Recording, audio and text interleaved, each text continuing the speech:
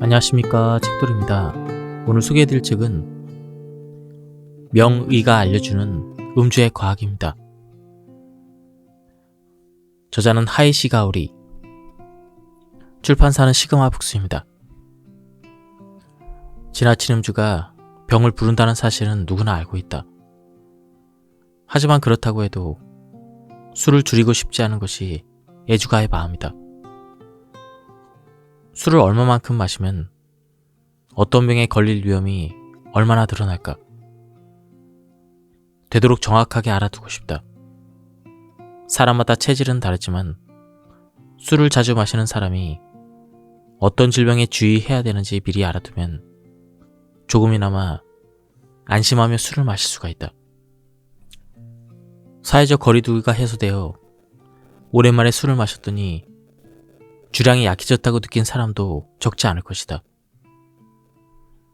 평소보다 술을 적게 마셨는데 취기가 오르고 맥주 한 잔에 얼굴이 금방 붉어지거나 금세 기분이 들뜨기도 한다. 간 전문의 아사베 신이치 박사는 술이 센지 약한지는 아세트알데히드를 분해하는 능력에 따라 결정된다고 한다. 술을 마시면 알코올은 위와 소장에서 흡수가 되어 주로 간에서 분해가 된다. 알코올은 대사를 먼저 거쳐 아세트알데히드로 바뀐 뒤 다시 한번 대사 과정을 거쳐 초산으로 변한다. 아세트알데히드는 인체에 해롭고 초산은 해롭지 않다. 아세트알데히드가 느리게 분해되는 사람은 술을 조금만 마셔도 얼굴이 붉어지거나 구토를 하는 등의 플러싱 반응이 일어납니다.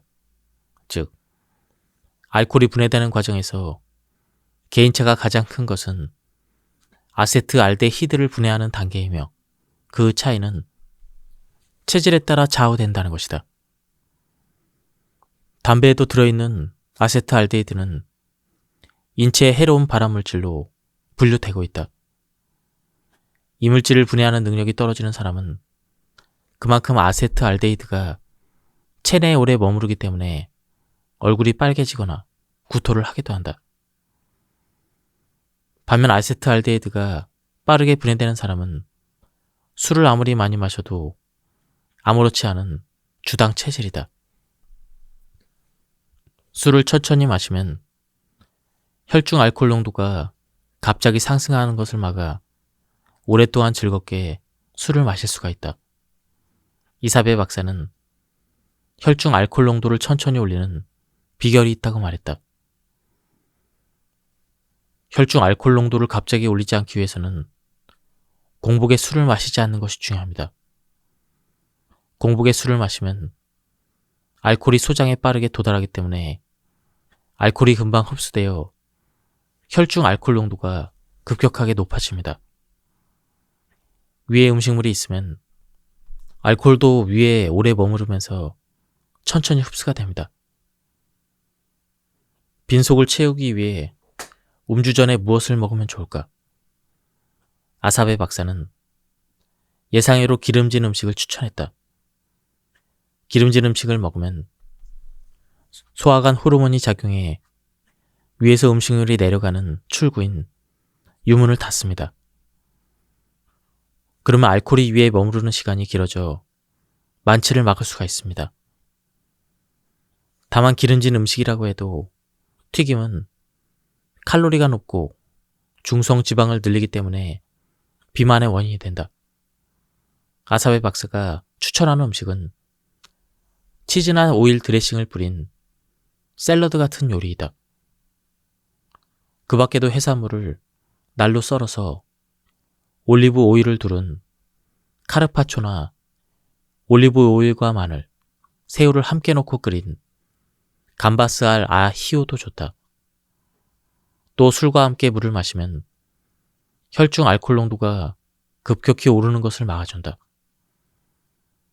특히 알코올 도수가 높은 술을 마실 때는 물을 꼭 챙겨 마시도록 하자. 잘 아시겠지만 제일 먼저 과음은 금물입니다. 숙취가 생기는 자세한 메커니즘은 아직 밝혀지지 않았지만 과음으로 일어난다는 사실만은 틀림이 없습니다. 기본은 마시는 양을 줄이는 것입니다. 히구치 박사는 이렇게 서두를 꺼내며 숙취는 술의 종류에 따라 차이가 난다고 말했다. 예컨대 색이 진한 술과 투명한 술, 발효주와 증류수에 따라 숙취의 정도가 달라진다는 것이다.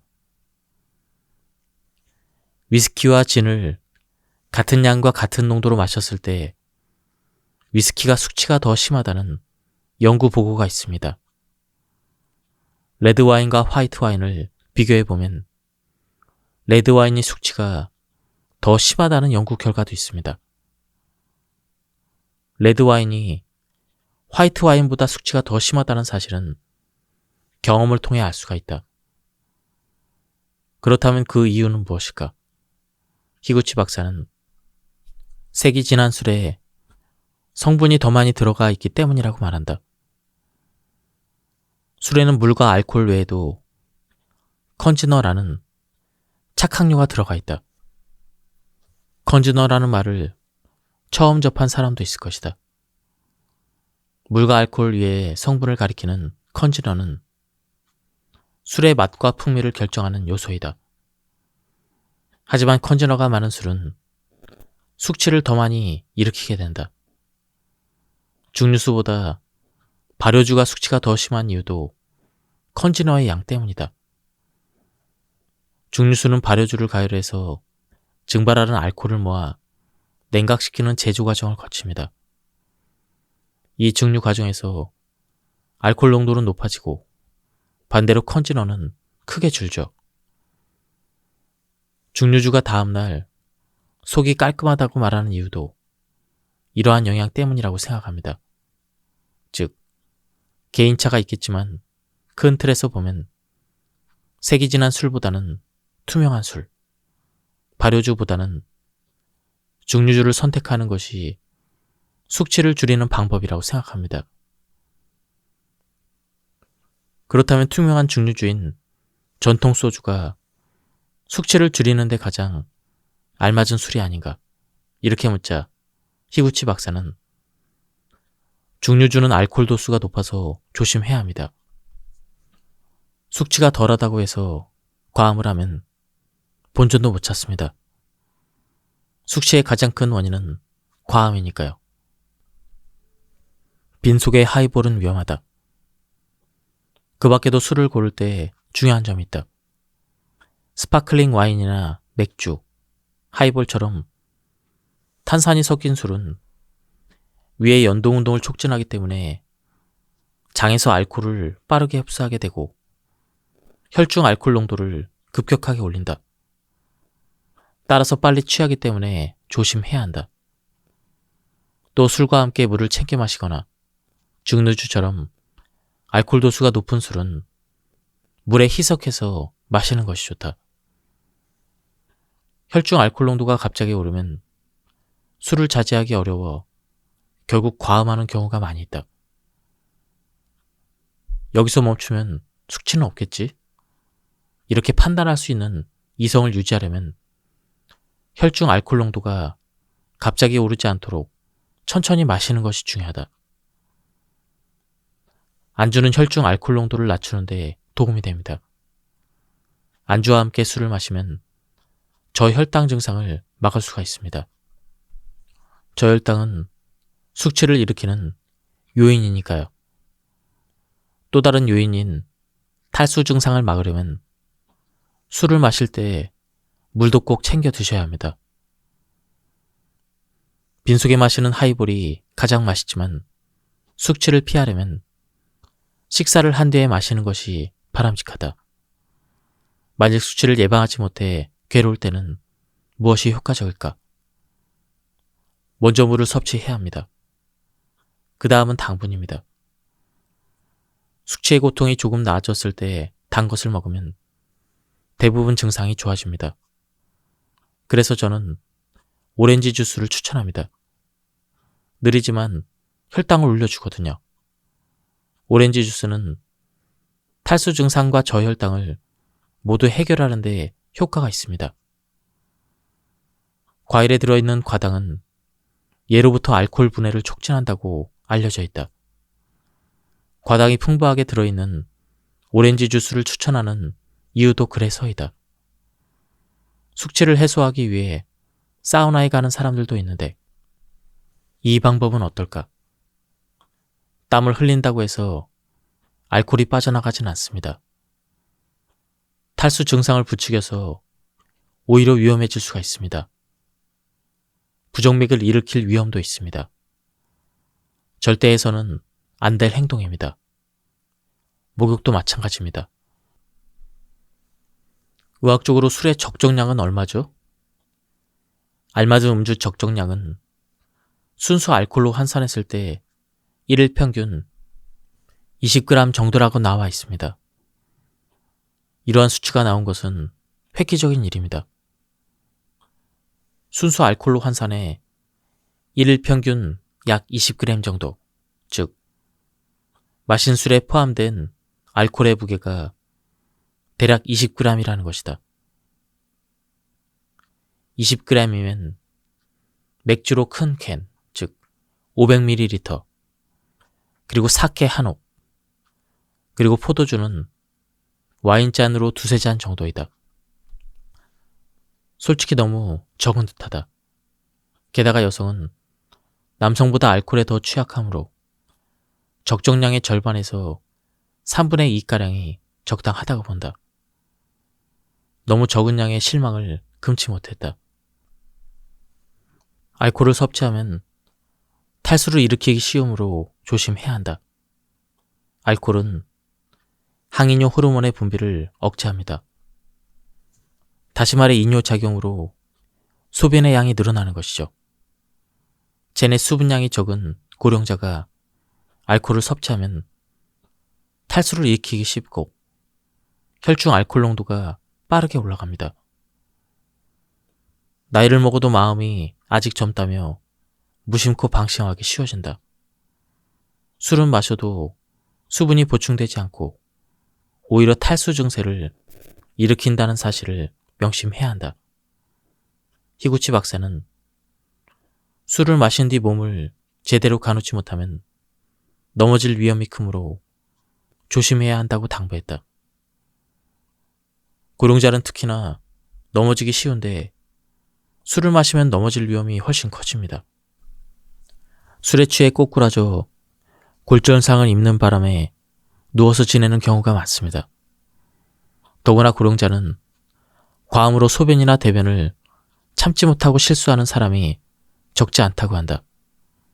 이러한 실수는 자신감의 상실로 이어지므로 나이가 들수록 주량에 신경을 써야 한다. 고령자가 술을 마실 때 특히 주의해야 될 점에 대해서 알아보자. 주량을 조절하는 것이 가장 중요합니다. 나이가 들수록 음주량을 줄여야 합니다. 후생 노동성에서도 65세 이상의 고령자는 소량의 음주가 적당하다고 권고하고 있습니다. 그렇다면 술을 얼마나 줄여야 할까?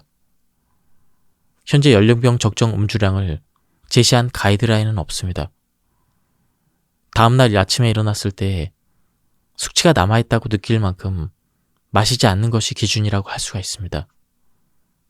이는 최소한 지켜야 될 사항입니다. 개인차가 있어서 단언할 수는 없지만 조금 줄이는 데 만족하지 말고 가능한 한 젊었을 때 마시던 주량의 절반 이하로 줄이는 것이 바람직합니다. 몇 번이고 시도하다 보면 다음날 힘든 양은 어느 정도이고 괜찮은 양은 어느 정도인지 기준이 생길 것이다. 자신을 잘 지켜보고 주량을 현명하게 조절해야 한다. 근력 운동을 한 뒤에 술을 마시면 안 되는 이유.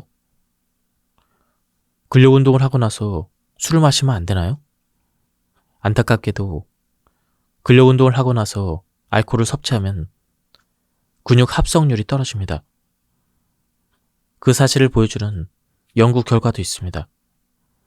혈중 알코올 농도는 천천히 내려가기 때문에 근력 운동을 하기 전에 술을 마신다고 한들 결과는 크게 다르지 않습니다. 땀을 뻘뻘 흘리며 열심히 근력 운동을 해도 그 후에 술을 마시면 효과가 확연히 떨어진다는 것이다. 그렇다면 아무리 근력 운동을 한들 몸에 근육이 생길 리가 없다. 근력 운동 후에 섭취하는 알코올은 여성보다 남성에게 더 큰 영향을 미칩니다. 술을 마시면 남성 호르몬의 일종인 테스토스테론의 분비가 억제되기 때문이죠. 테스토스테론은 근육 합성에도 관여하기 때문에 남성의 근육 합성률이 더 크게 떨어지는 것입니다. 그렇다고 해서 여성은 안심하고 술을 마셔도 된다는 이야기가 아닙니다. 알코올은 여성의 근육 합성률도 떨어뜨린다고 알려져 있습니다. 또 장기간에 걸친 잦은 과음이 건강에 해롭다는 사실에도 변함이 없습니다. 알코올이 건강에 미치는 영향을 가볍게 봐서는 안 됩니다. 알코올이 역류성 식도염을 일으키는 원인은 무엇일까? 알코올 자체가 하부식도 관략근을 느슨하게 만듭니다. 특히 맥주나 스파클링 와인, 하이볼처럼 탄산이 포함된 알코올은 위가 팽창해서 트름이 나오기 쉬우므로 주의해야 합니다. 또 감귤류나 신과일도 위산 분비를 촉진해서 역류를 일으킵니다. 따라서 탄산수나 레몬이 들어간 술은 마시지 않는 것이 좋습니다.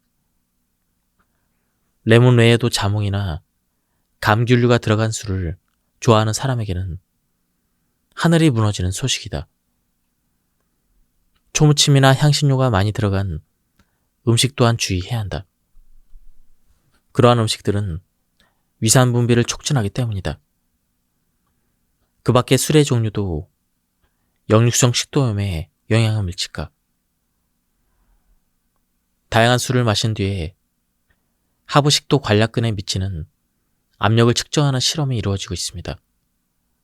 여러 논문에서는 탄산이 들어간 술 외에도 화이트 와인이 역류를 일으키기 쉽다고 보고를 하고 있습니다. 산도가 높은 술, 다시 말해 신맛이 강한 술을 마셨을 때 역류가 가장 심한데 이에 대한 메커니즘이나 알코올 농도와의 관계는 아직 밝혀지지 않았습니다. 술안주도 다양한 관점에서 이야기할 수 있겠지만 여기에서는 다이어트에 도움이 되는 안주가 무엇인지 알아보자. 체중이 늘어났을 때 어떻게 하면 몸무게를 원래대로 되돌릴 수가 있을까? 기시무라 씨는 채소 디톡스를 추천한다. 채소 디톡스의 기본은 한 끼의 채소를 양손 가득 담을 수 있을 만큼 또는 그 이상을 섭취하는 것이다. 되도록 다양한 채소를 먹는 것이 좋다. 채소는 식이섬유 외에도 비타민과 미네랄이 풍부합니다. 배변을 원활하게 하고 대사작용을 돕는 것이죠. 매끼, 가열한 채소 요리 한 그릇, 생채소 한 그릇을 먹겠다는 규칙을 정해도 좋습니다. 밥의 양은 항상 반 공기로 정해두세요. 특히 저녁에 이 방법을 꾸준히 실천하면 효과적입니다. 실제로 나도 연말연시에 폭음과 폭식으로 2kg이 들었을 때 채소 디톡스를 일주일 정도 실천했더니 체중이 원래대로 돌아왔다. 가끔 과식이나 과음을 해도 나중에 관리하면 되지 뭐. 이런 여유를 가지면 편안한 마음으로 꾸준히 실천할 수가 있다. 더불어 술과 요리를 즐기는 여유도 생긴다. 저자는 다이어트에 도움이 되는 술안주 5가지를 소개하고 있습니다. 그렇다면 저는 생양배추, 초무침, 버섯요리, 풋콩, 단밤 이렇게 5가지 술안주를 추천합니다. 이 5가지는 간단하게 준비하기 좋은 술안주입니다. 그렇다면 왜 이 5가지가 다이어트에 도움이 될까? 각각의 이유를 한번 살펴보자. 1. 생양배추. 생양배추를 꼭꼭 씹어 먹으면 포만감을 느끼게 하는 만복중추가 자극이 됩니다. 식후에 혈당이 오르는 것을 막아주고 체지방이 쌓이지 않도록 도와주죠. 또 식이섬유가 풍부하게 들어있어 장내 환경을 개선하는 데도 도움을 줍니다. 식전에 먹어두면 과식도 막을 수가 있습니다. 술을 마시면 몸속에 염증 반응이 일어나기 쉽습니다. 숙취가 심하면 위가 쓰리거나 두통이 생기는데 그것도 염증 반응 때문이라고 알려져 있죠. 알코올이 일으키는 염증 반응에 따라 장내 환경이 변하거나 면역 기능이 떨어질 수가 있습니다. 양배추에는 비타민C와 염증을 억제하는 항산화 성분인 이소티오시안산염이 많이 포함되어 있습니다. 또 비타민 U가 많이 풍부하게 들어있어 위 점막을 보호하는 효과도 있습니다. 이러한 성분은 열에 약해서 생으로 먹거나 가열하더라도 3분을 넘기지 않는 것이 좋습니다. 다음으로 좋은 것은 초무침입니다. 식초는 다이어트에 활용하기 좋은 조미료입니다. 발효식품인 식초는 초산의 작용으로 지방의 연소를 촉진하고 혈압, 혈당, 콜레스테롤 수치를 낮춰주는 효과가 있습니다. 술안주로 미역, 오리, 초무침은 어떨까요? 미역에 많이 포함된 수용성 식이섬유와 식초가 상승 효과를 일으켜 탄수화물이 느리게 흡수가 됩니다. 손쉽게 만들 수 있는 미역귀 초무침도 추천합니다. 세 번째는 버섯 요리입니다. 버섯에는 식이섬유가 매우 풍부하게 들어있습니다. 식이섬유는 위장에 오래 머물기 때문에 많이 섭취하면 포만감이 듭니다. 버섯류는 알코올이나 지방 대사에 필요한 비타민 B군도 풍부해서 자주 먹으면 좋습니다. 네 번째는 푸콩입니다.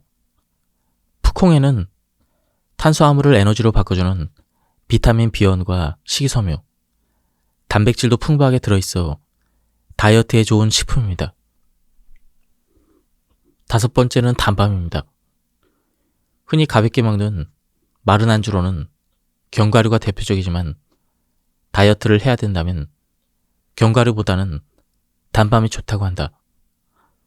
견과류는 비타민과 미네랄이 풍부해서 건강에 좋다고 알려져 있는데 왜 그럴까? 간식으로 케이크 대신 견과류를 적당히 섭취하면 비만을 예방할 수가 있습니다. 다만 술안주로 견과류를 먹는다면 의외로 열량이 높아서 무심코 많이 먹게 되니 주의해야 합니다. 편의점에서 파는 믹스너트는 100g당 600kcal가 넘기 때문에 생선 정식과 크게 다르지 않습니다. 그런 면에서 단밤은 지방이 적고 탄수화물을 에너지로 바꾸는 데 필요한 비타민 B군과 식이섬유가 풍부하게 들어있습니다. 편의점에서 파는 단밤 한 봉지는 65kcal밖에 되지 않기 때문에 다이어트 중에도 안심하고 먹을 수 있는 술안주입니다. 술안주로 단밤? 하고 갸웃거렸지만 직접 먹어보니 의외로 술과 잘 어울렸다. 염분도 들어있지 않아 붓기 걱정도 없으니 일거양득인 셈이다. 명절이 끝나면 채소 디톡스를 하세요. 단백질과 채소에 든 식이섬유는 장에 오랫동안 머물기 때문에 많이 섭취하면 포만감이 오래갑니다. 특히 버섯류를 드세요.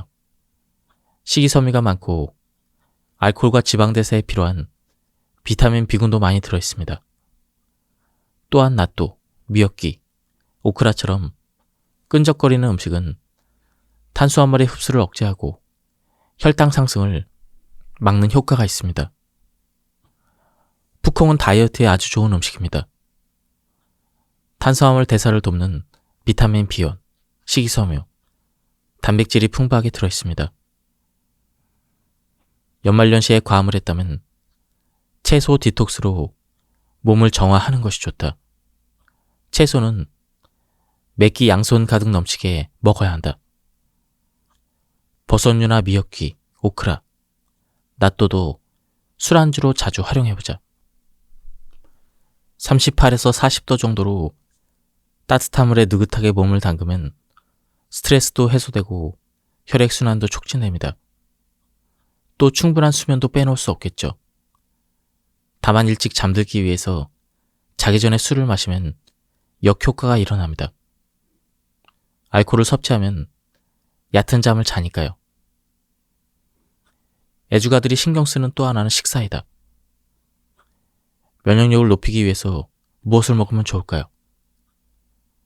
무엇이든 한 가지 식품만 먹는 것이 좋지 않습니다. 단백질, 탄수화물, 비타민, 미네랄, 식이섬유가 풍부하게 든 식품을 되도록 다양하게 그리고 균형 있게 섭취해야 합니다. 애주가들에게는 어려울지 모르겠지만 달고 짠 음식은 고혈압과 동맥경화를 유발할 수 있으니 간이 센 음식은 주의해야 합니다. 면역세포는 매일 3에서 5% 정도 사멸한다고 알려져 있습니다. 새로운 면역세포를 만들기 위해서는 충분한 영양이 필요합니다. 다만 생활습관병을 일으키는 비만을 예방하려면 과식은 금물입니다. 더불어 혈류를 방해하는 흡연도 좋지 않습니다. 간이 휴식을 취하는 날을 만들어 적당한 음주량을 지키고 균형 잡힌 식사를 배가 조금 덜 부르게 먹는 것, 스트레스를 해소하기 위해 적당히 운동을 하고 잠을 푹 자는 것, 너무나 당연한 말이라고 생각할지 모르겠지만 이것이 면역력을 높이는 올바른 생활 습관입니다.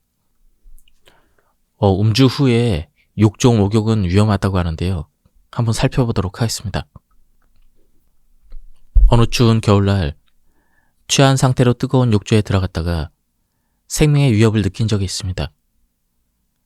욕조에 몸을 담근 지 5분 정도 지나 이상함을 느꼈습니다.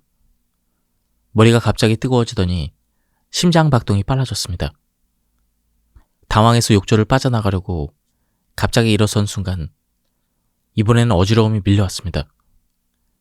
이른바 히트쇼크라는 현상입니다. 히트쇼크는 혈압의 변동과 관련이 깊습니다. 변동폭이 클수록 위험합니다. 애초에 혈압은 기온에 따라 변합니다.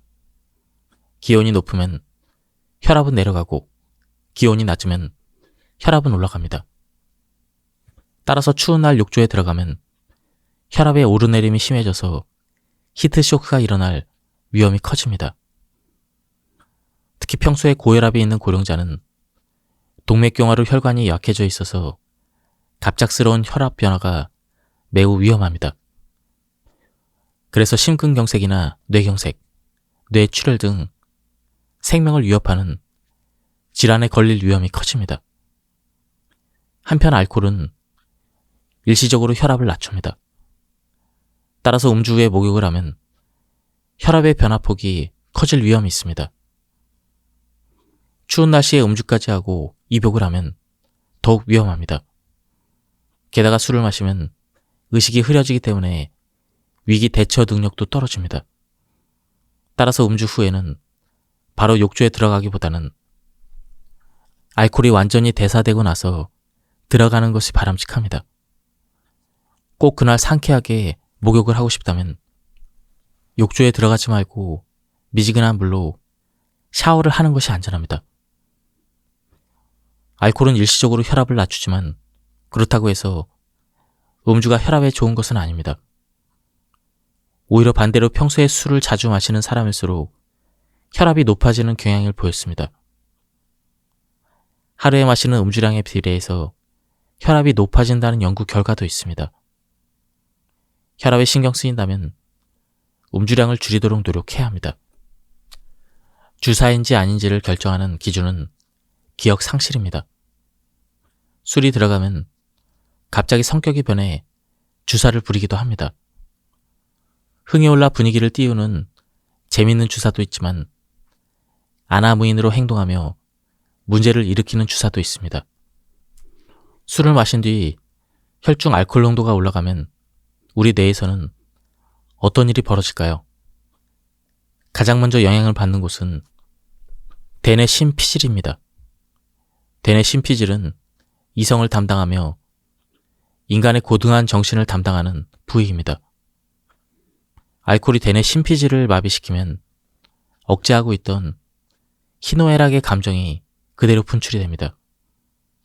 주사가 심한 사람에게는 필름 끊김 현상이 종종 일어납니다. 이른바 만취로 기억이 사라진 상태입니다. 이 블랙아웃을 경험했는지 아닌지가 주사가 있는지 없는지를 판단하는 기준이 됩니다. 술을 마셨을 때 기억이 사라지는 경험을 한 사람은 주사를 불릴 소지가 크다는 연구 보고가 있습니다. 공복에 술을 마시거나 도수가 높은 술을 한꺼번에 마시면 필름이 끊기기 쉬워집니다.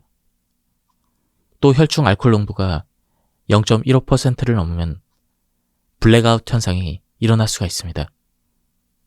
필름이 끊기는 이유는 기억을 담당하는 해마와 관련이 깊습니다. 블랙아웃 현상의 특징은 본인은 기억이 없지만 주변 사람들이 보기에는 평범하게 행동하는 것처럼 보인다는 점입니다. 뇌 속의 알코올 농도가 일정량을 넘기면 해마의 신경세포가 기능을 잃어 기억을 남기지 못합니다. 그러한 상태가 바로 블랙아웃입니다. 하지만 해마가 혼란을 겪고 있더라도 공간 지각을 담당하는 중추와 언어 중추는 제 기능을 다하므로 평범하게 이야기하고 집에 무사히 들어갈 수가 있습니다. 또한 습관적으로 알코올을 섭취하면 해마의 기억 형성과 보존 기능이 저하가 됩니다. 평소에 블랙아웃을 자주 경험하는 사람은 기억력 자체가 저하될 수 있으므로 주의해야 합니다. 지금까지 이 책에 대한 리뷰를 모두 마쳤습니다. 이 책은 다양한 분야의 의학 전문의와 술이 인체에 미치는 영향을 연구하는 전문가들의 최신 과학 지식을 알기 쉽게 풀어 쓴 그런 책이었습니다. 한번 책을 구해서 읽어보실 것을 추천드립니다. 여기서 리뷰를 마치도록 하겠습니다. 감사합니다. 안녕하십니까, 책돌입니다. 오늘 소개해드릴 책은 명의가 알려주는 음주의 과학입니다. 저자는 하이시 가오리, 출판사는 시그마 북스입니다. 지나친 음주가 병을 부른다는 사실은 누구나 알고 있다. 하지만 그렇다고 해도 술을 줄이고 싶지 않은 것이 애주가의 마음이다. 술을 얼마만큼 마시면 어떤 병에 걸릴 위험이 얼마나 드러날까? 되도록 정확하게 알아두고 싶다. 사람마다 체질은 다르지만 술을 자주 마시는 사람이 어떤 질병에 주의해야 되는지 미리 알아두면 조금이나마 안심하며 술을 마실 수가 있다. 사회적 거리두기가 해소되어 오랜만에 술을 마셨더니 주량이 약해졌다고 느낀 사람도 적지 않을 것이다. 평소보다 술을 적게 마셨는데 취기가 오르고 맥주 한 잔에 얼굴이 금방 붉어지거나 금세 기분이 들뜨기도 한다. 간 전문의 아사베 신이치 박사는 술이 센지 약한지는 아세트알데히드를 분해하는 능력에 따라 결정된다고 한다. 술을 마시면 알코올은 위와 소장에서 흡수가 되어 주로 간에서 분해가 된다. 알코올은 대사를 먼저 거쳐 아세트알데히드로 바뀐 뒤 다시 한번 대사 과정을 거쳐 초산으로 변한다. 아세트알데히드는 인체에 해롭고 초산은 해롭지 않다. 아세트알데히드가 느리게 분해되는 사람은 술을 조금만 마셔도 얼굴이 붉어지거나 구토를 하는 등의 플러싱 반응이 일어납니다.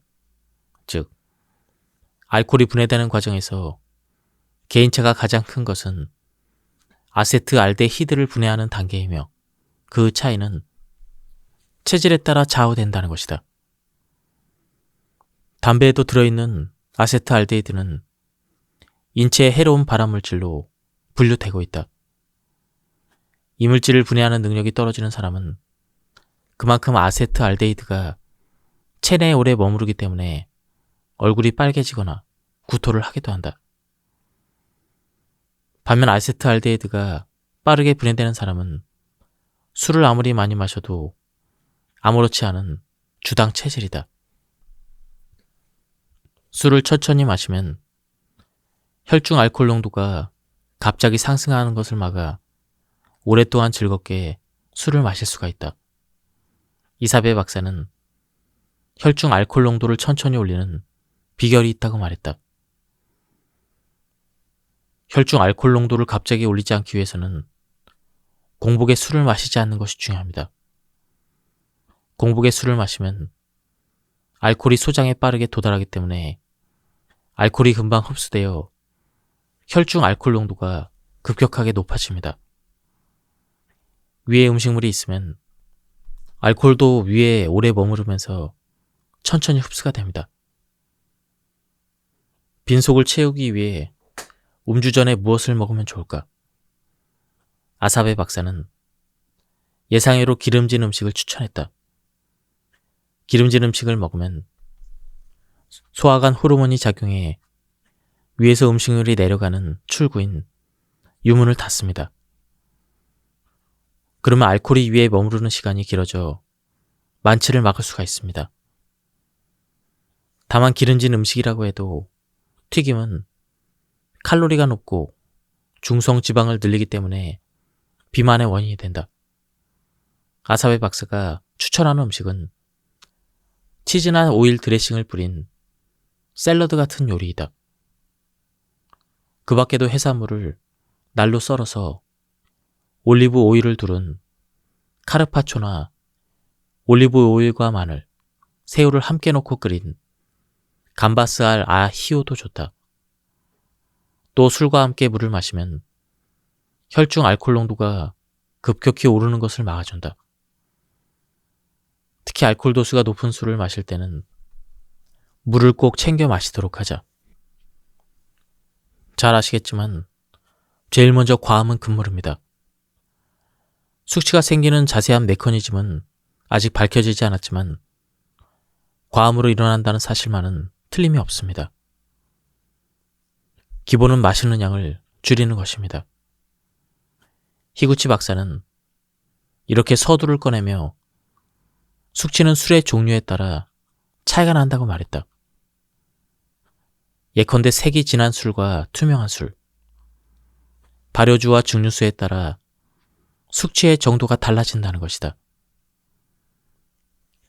위스키와 진을 같은 양과 같은 농도로 마셨을 때 위스키가 숙취가 더 심하다는 연구 보고가 있습니다. 레드와인과 화이트와인을 비교해보면 레드와인이 숙취가 더 심하다는 연구 결과도 있습니다. 레드와인이 화이트와인보다 숙취가 더 심하다는 사실은 경험을 통해 알 수가 있다. 그렇다면 그 이유는 무엇일까? 히구치 박사는 색이 진한 술에 성분이 더 많이 들어가 있기 때문이라고 말한다. 술에는 물과 알코올 외에도 컨지너라는 착향료가 들어가 있다. 컨지너라는 말을 처음 접한 사람도 있을 것이다.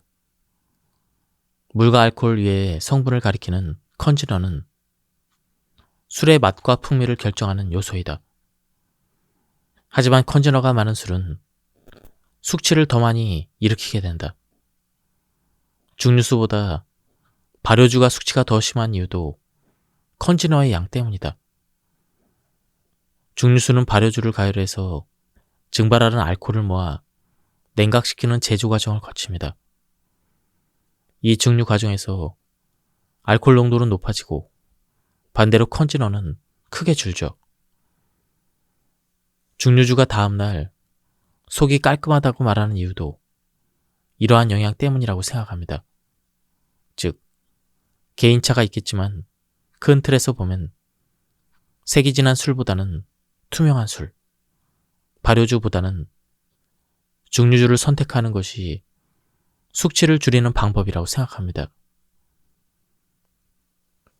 그렇다면 투명한 증류주인 전통 소주가 숙취를 줄이는 데 가장 알맞은 술이 아닌가? 이렇게 묻자 히구치 박사는 증류주는 알코올 도수가 높아서 조심해야 합니다. 숙취가 덜하다고 해서 과음을 하면 본전도 못 찾습니다. 숙취의 가장 큰 원인은 과음이니까요. 빈속의 하이볼은 위험하다. 그 밖에도 술을 고를 때 중요한 점이 있다. 스파클링 와인이나 맥주, 하이볼처럼 탄산이 섞인 술은 위의 연동운동을 촉진하기 때문에 장에서 알코올을 빠르게 흡수하게 되고 혈중 알코올 농도를 급격하게 올린다. 따라서 빨리 취하기 때문에 조심해야 한다. 또 술과 함께 물을 챙겨 마시거나 증류주처럼 알코올 도수가 높은 술은 물에 희석해서 마시는 것이 좋다.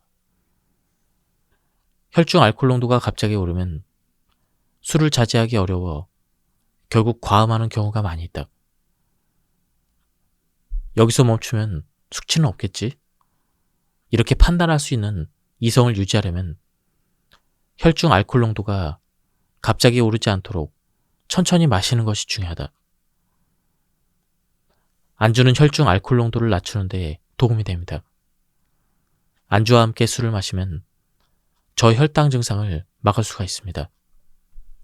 저혈당은 숙취를 일으키는 요인이니까요. 또 다른 요인인 탈수 증상을 막으려면 술을 마실 때 물도 꼭 챙겨 드셔야 합니다. 빈속에 마시는 하이볼이 가장 맛있지만 숙취를 피하려면 식사를 한 뒤에 마시는 것이 바람직하다. 만약 숙취를 예방하지 못해 괴로울 때는 무엇이 효과적일까? 먼저 물을 섭취해야 합니다. 그 다음은 당분입니다. 숙취의 고통이 조금 나아졌을 때 단 것을 먹으면 대부분 증상이 좋아집니다. 그래서 저는 오렌지 주스를 추천합니다. 느리지만 혈당을 올려주거든요. 오렌지 주스는 탈수 증상과 저혈당을 모두 해결하는 데 효과가 있습니다. 과일에 들어있는 과당은 예로부터 알코올 분해를 촉진한다고 알려져 있다. 과당이 풍부하게 들어있는 오렌지 주스를 추천하는 이유도 그래서이다. 숙취를 해소하기 위해 사우나에 가는 사람들도 있는데 이 방법은 어떨까? 땀을 흘린다고 해서 알코올이 빠져나가진 않습니다. 탈수 증상을 부추겨서 오히려 위험해질 수가 있습니다.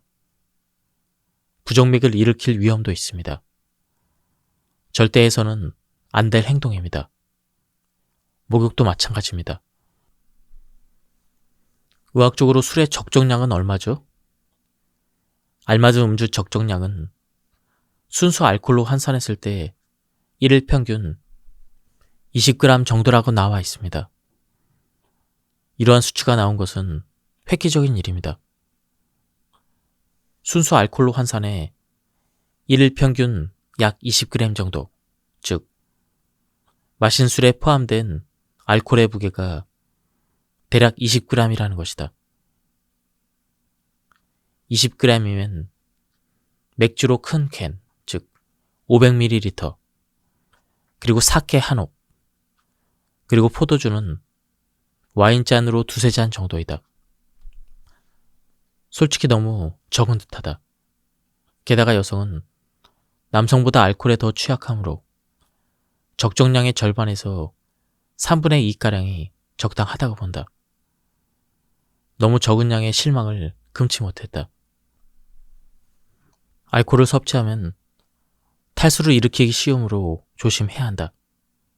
알코올은 항이뇨 호르몬의 분비를 억제합니다.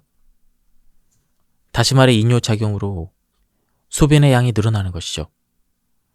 체내 수분량이 적은 고령자가 알코올을 섭취하면 탈수를 일으키기 쉽고 혈중 알코올 농도가 빠르게 올라갑니다.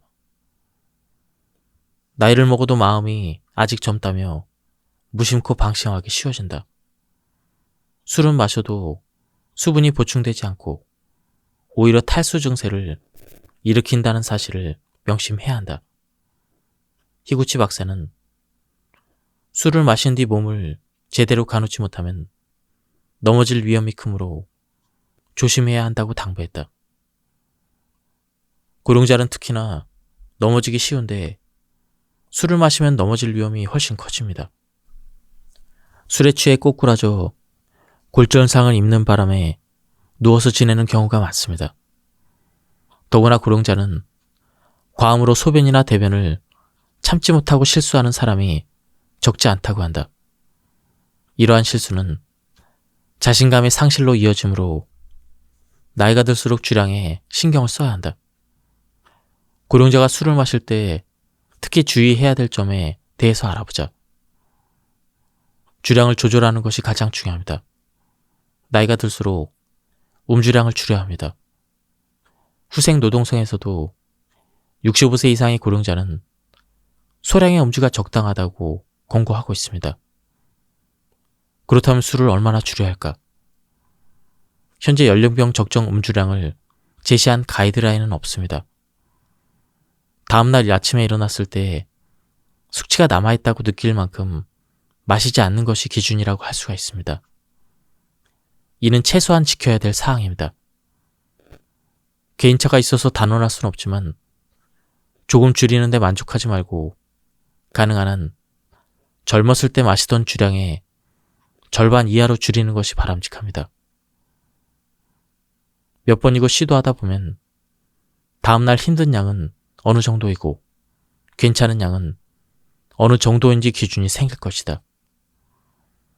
자신을 잘 지켜보고 주량을 현명하게 조절해야 한다. 근력 운동을 한 뒤에 술을 마시면 안 되는 이유. 근력 운동을 하고 나서 술을 마시면 안 되나요? 안타깝게도 근력 운동을 하고 나서 알코올을 섭취하면 근육 합성률이 떨어집니다. 그 사실을 보여주는 연구 결과도 있습니다. 혈중 알코올 농도는 천천히 내려가기 때문에 근력 운동을 하기 전에 술을 마신다고 한들 결과는 크게 다르지 않습니다. 땀을 뻘뻘 흘리며 열심히 근력 운동을 해도 그 후에 술을 마시면 효과가 확연히 떨어진다는 것이다. 그렇다면 아무리 근력 운동을 한들 몸에 근육이 생길 리가 없다. 근력 운동 후에 섭취하는 알코올은 여성보다 남성에게 더 큰 영향을 미칩니다. 술을 마시면 남성 호르몬의 일종인 테스토스테론의 분비가 억제되기 때문이죠. 테스토스테론은 근육 합성에도 관여하기 때문에 남성의 근육 합성률이 더 크게 떨어지는 것입니다. 그렇다고 해서 여성은 안심하고 술을 마셔도 된다는 이야기가 아닙니다. 알코올은 여성의 근육 합성률도 떨어뜨린다고 알려져 있습니다. 또 장기간에 걸친 잦은 과음이 건강에 해롭다는 사실에도 변함이 없습니다. 알코올이 건강에 미치는 영향을 가볍게 봐서는 안 됩니다. 알코올이 역류성 식도염을 일으키는 원인은 무엇일까? 알코올 자체가 하부식도 관략근을 느슨하게 만듭니다. 특히 맥주나 스파클링 와인, 하이볼처럼 탄산이 포함된 알코올은 위가 팽창해서 트름이 나오기 쉬우므로 주의해야 합니다. 또 감귤류나 신과일도 위산 분비를 촉진해서 역류를 일으킵니다. 따라서 탄산수나 레몬이 들어간 술은 마시지 않는 것이 좋습니다. 레몬 외에도 자몽이나 감귤류가 들어간 술을 좋아하는 사람에게는 하늘이 무너지는 소식이다. 초무침이나 향신료가 많이 들어간 음식 또한 주의해야 한다. 그러한 음식들은 위산 분비를 촉진하기 때문이다. 그 밖에 술의 종류도 역류성 식도염에 영향을 미칠까? 다양한 술을 마신 뒤에 하부식도 관략근에 미치는 압력을 측정하는 실험이 이루어지고 있습니다. 여러 논문에서는 탄산이 들어간 술 외에도 화이트 와인이 역류를 일으키기 쉽다고 보고를 하고 있습니다. 산도가 높은 술, 다시 말해 신맛이 강한 술을 마셨을 때 역류가 가장 심한데, 이에 대한 메커니즘이나 알코올 농도와의 관계는 아직 밝혀지지 않았습니다. 술안주도 다양한 관점에서 이야기할 수 있겠지만, 여기에서는 다이어트에 도움이 되는 안주가 무엇인지 알아보자. 체중이 늘어났을 때 어떻게 하면 몸무게를 원래대로 되돌릴 수가 있을까? 기시무라 씨는 채소 디톡스를 추천한다. 채소 디톡스의 기본은 한 끼의 채소를 양손 가득 담을 수 있을 만큼 또는 그 이상을 섭취하는 것이다. 되도록 다양한 채소를 먹는 것이 좋다. 채소는 식이섬유 외에도 비타민과 미네랄이 풍부합니다. 배변을 원활하게 하고 대사작용을 돕는 것이죠. 매끼 가열한 채소 요리 한 그릇, 생채소 한 그릇을 먹겠다는 규칙을 정해도 좋습니다. 밥의 양은 항상 반 공기로 정해두세요. 특히 저녁에 이 방법을 꾸준히 실천하면 효과적입니다. 실제로 나도 연말연시에 폭음과 폭식으로 2kg이 늘었을 때 채소 디톡스를 일주일 정도 실천했더니 체중이 원래대로 돌아왔다. 가끔 과식이나 과음을 해도 나중에 관리하면 되지 뭐. 이런 여유를 가지면 편안한 마음으로 꾸준히 실천할 수가 있다. 더불어 술과 요리를 즐기는 여유도 생긴다. 저자는 다이어트에 도움이 되는 술안주 5가지를 소개하고 있습니다. 그렇다면 저는 생양배추, 초무침, 버섯요리, 풋콩, 단밤, 이렇게 5가지 술안주를 추천합니다. 이 5가지는 간단하게 준비하기 좋은 술안주입니다. 그렇다면 왜 이 5가지가 다이어트에 도움이 될까? 각각의 이유를 한번 살펴보자. 1. 생양배추. 생양배추를 꼭꼭 씹어 먹으면 포만감을 느끼게 하는 만복중추가 자극이 됩니다. 식후에 혈당이 오르는 것을 막아주고 체지방이 쌓이지 않도록 도와주죠. 또 식이섬유가 풍부하게 들어있어 장내 환경을 개선하는 데도 도움을 줍니다. 식전에 먹어두면 과식도 막을 수가 있습니다. 술을 마시면 몸속에 염증 반응이 일어나기 쉽습니다. 숙취가 심하면 위가 쓰리거나 두통이 생기는데 그것도 염증 반응 때문이라고 알려져 있죠. 알코올이 일으키는 염증 반응에 따라 장내 환경이 변하거나 면역 기능이 떨어질 수가 있습니다. 양배추에는 비타민C와 염증을 억제하는 항산화 성분인 이소티오시안산염이 많이 포함되어 있습니다. 또 비타민 U가 많이 풍부하게 들어있어 위 점막을 보호하는 효과도 있습니다. 이러한 성분은 열에 약해서 생으로 먹거나 가열하더라도 3분을 넘기지 않는 것이 좋습니다. 다음으로 좋은 것은 초무침입니다. 식초는 다이어트에 활용하기 좋은 조미료입니다. 발효식품인 식초는 초산의 작용으로 지방의 연소를 촉진하고 혈압, 혈당, 콜레스테롤 수치를 낮춰주는 효과가 있습니다. 술안주로 미역, 오리, 초무침은 어떨까요? 미역에 많이 포함된 수용성 식이섬유와 식초가 상승 효과를 일으켜 탄수화물이 느리게 흡수가 됩니다. 손쉽게 만들 수 있는 미역기 초무침도 추천합니다. 세 번째는 버섯 요리입니다. 버섯에는 식이섬유가 매우 풍부하게 들어있습니다. 식이섬유는 위장에 오래 머물기 때문에 많이 섭취하면 포만감이 듭니다. 버섯류는 알코올이나 지방 대사에 필요한 비타민 B군도 풍부해서 자주 먹으면 좋습니다. 네 번째는 풋콩입니다. 푸콩에는 탄수화물을 에너지로 바꿔주는 비타민 B원과 식이섬유, 단백질도 풍부하게 들어있어 다이어트에 좋은 식품입니다. 5번째는 단밤입니다. 흔히 가볍게 먹는 마른 안주로는 견과류가 대표적이지만 다이어트를 해야 된다면 견과류보다는 단밤이 좋다고 한다. 견과류는 비타민과 미네랄이 풍부해서 건강에 좋다고 알려져 있는데 왜 그럴까? 간식으로 케이크 대신 견과류를 적당히 섭취하면 비만을 예방할 수가 있습니다. 다만 술안주로 견과류를 먹는다면 의외로 열량이 높아서 무심코 많이 먹게 되니 주의해야 합니다. 편의점에서 파는 믹스너트는 100g당 600kcal가 넘기 때문에 생선 정식과 크게 다르지 않습니다. 그런 면에서 단밤은 지방이 적고 탄수화물을 에너지로 바꾸는 데 필요한 비타민 B군과 식이섬유가 풍부하게 들어있습니다. 편의점에서 파는 단밤 한 봉지는 65kcal밖에 되지 않기 때문에 다이어트 중에도 안심하고 먹을 수 있는 술안주입니다. 술안주로 단밤? 하고 갸웃거렸지만 직접 먹어보니 의외로 술과 잘 어울렸다. 염분도 들어있지 않아 붓기 걱정도 없으니 일거양득인 셈이다. 명절이 끝나면 채소 디톡스를 하세요. 단백질과 채소에 든 식이섬유는 장에 오랫동안 머물기 때문에 많이 섭취하면 포만감이 오래갑니다.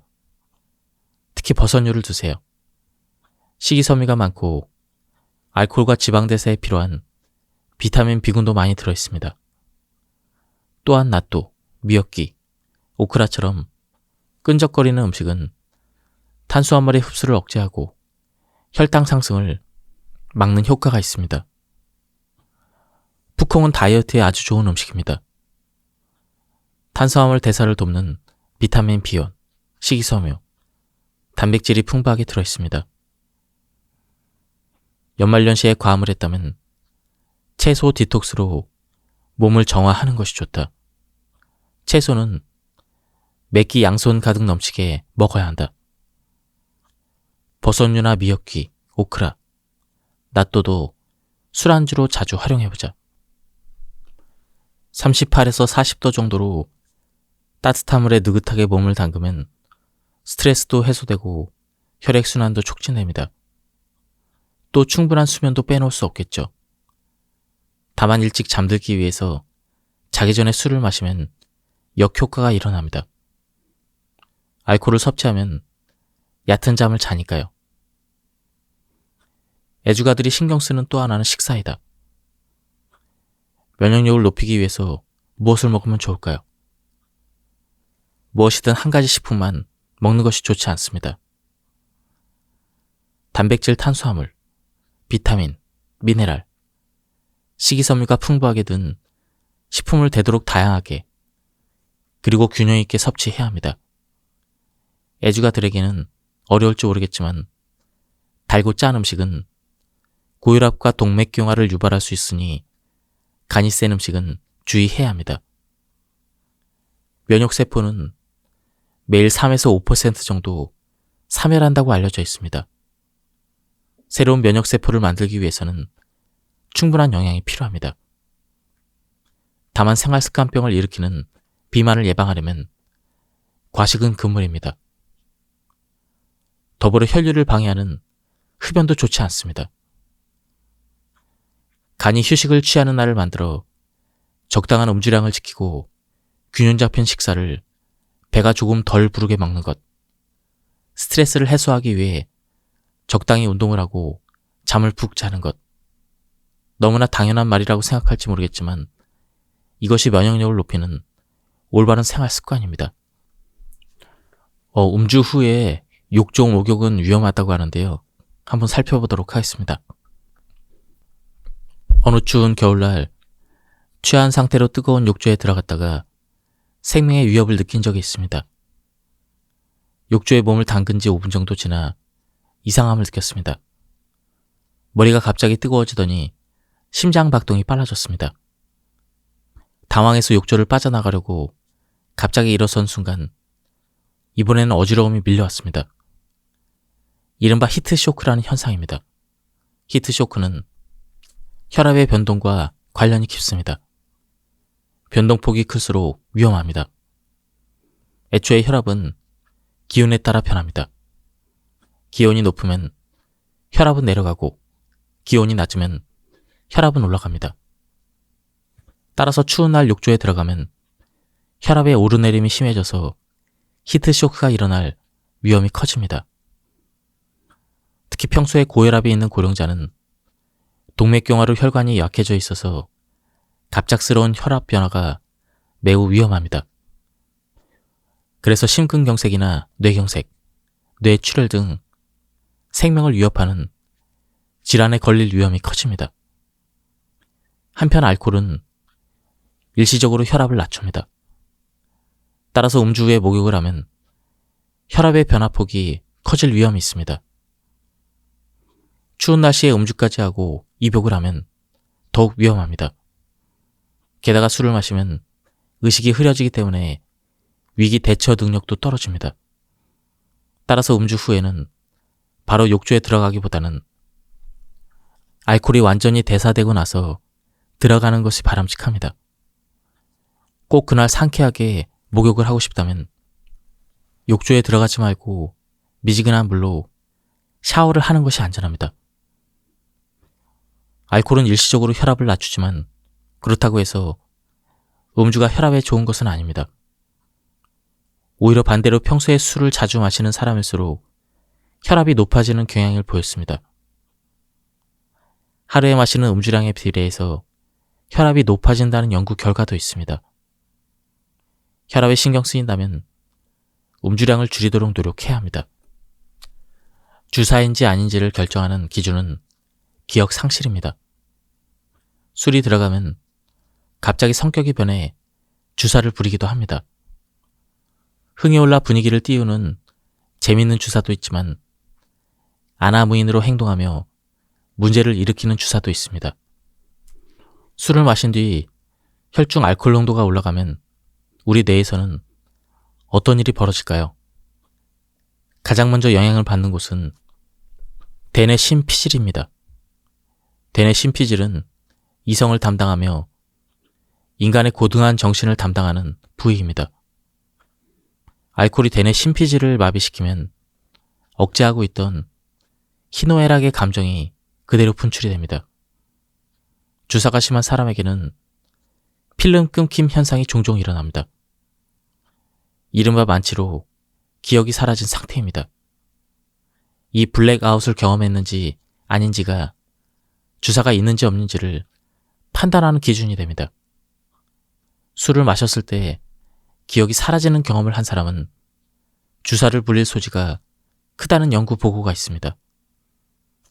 공복에 술을 마시거나 도수가 높은 술을 한꺼번에 마시면 필름이 끊기기 쉬워집니다. 또 혈중 알코올 농도가 0.15%를 넘으면 블랙아웃 현상이 일어날 수가 있습니다. 필름이 끊기는 이유는 기억을 담당하는 해마와 관련이 깊습니다. 블랙아웃 현상의 특징은 본인은 기억이 없지만 주변 사람들이 보기에는 평범하게 행동하는 것처럼 보인다는 점입니다. 뇌 속의 알코올 농도가 일정량을 넘기면 해마의 신경세포가 기능을 잃어 기억을 남기지 못합니다. 그러한 상태가 바로 블랙아웃입니다. 하지만 해마가 혼란을 겪고 있더라도 공간 지각을 담당하는 중추와 언어 중추는 제 기능을 다함으로 평범하게 이야기하고 집에 무사히 들어갈 수가 있습니다. 또한 습관적으로 알코올을 섭취하면 해마의 기억 형성과 보존 기능이 저하가 됩니다. 평소에 블랙아웃을 자주 경험하는 사람은 기억력 자체가 저하될 수 있으므로 주의해야 합니다. 지금까지 이 책에 대한 리뷰를 모두 마쳤습니다. 이 책은 다양한 분야의 의학 전문의와 술이 인체에 미치는 영향을 연구하는 전문가들의 최신 과학 지식을 알기 쉽게 풀어 쓴 그런 책이었습니다. 한번 책을 구해서 읽어보실 것을 추천드립니다. 예, 여기서 리뷰를 마치도록 하겠습니다. 감사합니다.